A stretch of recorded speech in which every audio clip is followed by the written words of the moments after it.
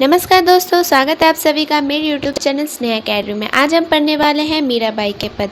Video शुरू करने से पहले आप सभी से निवेदन है कि कृपया मेरा वीडियो अंत तक ज़रूर देखें, क्योंकि यहाँ पे बहुत सारे टाइपिंग मिस्टेक होते हैं जो कि मैं आपको व्याख्या के दौरान समझा देती हूँ। चलिए शुरू करते हैं। यहाँ पर मैं आपको रीडिंग के दौरान ही कठिन शब्द के अर्थ बताते चलूँगी, तो आप नोट करते रहें। कोई कहियो रे प्रभु आवन की।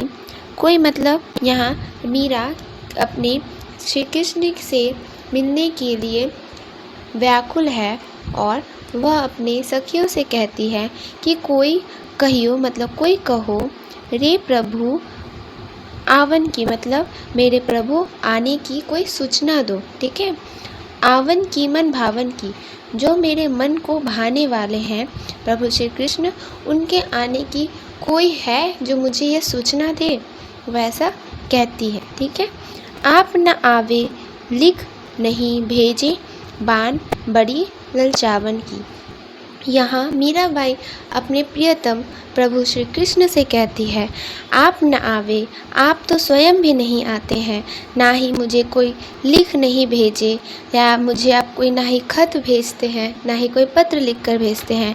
आपको बान बड़ी अर्थात आपको मुझे मुग्ध करने की अर्थात मुझे ललचाने की आदत सी पड़ गई है। ठीक है, ए तो नैना कहियो नहीं मान, मतलब मेरे ये जो दो आँखें हैं, नयन हैं, वो भी अब मेरा जो कहना है वो नहीं मानते। ठीक है, नदियों बहे जैसे सावन की। सावन के मास में जो नदियां हैं वो कैसे प्रवाहित होती है, उनमें जो जल की जो मात्रा है वो अधिक हो जाने के कारण उसमें धारा प्रवाहित होने लगती है अधिक, उसी प्रकार आँखों से धारा रूपी अश्रु जो है वो प्रभावित होने लगे हैं। कहाँ करूँ कछु नहीं बस मेरो, मीराबाई कहती है अब मैं क्या करूँ, मेरा बस में तो अब मेरा मन ही नहीं है। पख मेरो पाख नहीं उड़ जावन की, यदि मेरे पास पंख या पर होते, पाख अर्थात पंख होते, तो मैं उड़कर प्रभु श्री कृष्ण के पास, अपने प्रियतम के पास उड़कर चली जाती। मीरा कहे प्रभु कब रे मिलोगे, चेरी भई हूँ तेरे दावन की। चेरी अर्थात दासी बन गई हूँ। ठीक है, तुम्हारे दामन की। ठीक है, तेरी मतलब तुम्हारी, भई हूँ मतलब हो गई हूँ। तो ये मीराबाई बोलते हैं, कहे प्रभु कब रे मिलोगे, मतलब तुम, हे प्रभु आप मुझसे कब मिलोगे, मैं तो तुम्हारे चरणों की क्या हो गई हूँ, दासी हो गई हूँ, अब मेरा खुद का अधिकार नहीं रह गया है। चलिए अब इसका संदर्भ और व्याख्या विस्तार से पढ़ते हैं। संदर्भ, प्रस्तुत पंक्ति मीराबाई के पद से उद्धृत है एवं इसके कवित्री का नाम सुश्री मीराबाई है। इसमें वीरानी मीराबाई अपने प्रियतम श्यामल सुंदर कृष्ण के दर्शन हेतु व्याकुल है तथा अपनी विरह का वर्णन करती है। व्याख्या, वीरानी मीराबाई अपने विरह को व्यक्त करते हुए कहती है कि ऐसा कोई नहीं है जो मेरे मन को भाने वाले कृष्ण की आने की सूचना मुझे दे।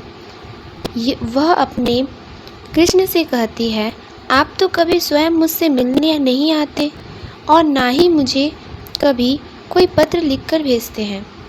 आपको मुक्त करने की तथा हमें ललचाने की आदत हो गई है। मेरे यह दो नयन भी अब मेरा कहना नहीं सुनते, अर्थात कहना नहीं मानते। यह सावन मास की नदियों की भांति धारा रूपी अश्रु प्रभावित करते रहते हैं। मैं क्या करूं?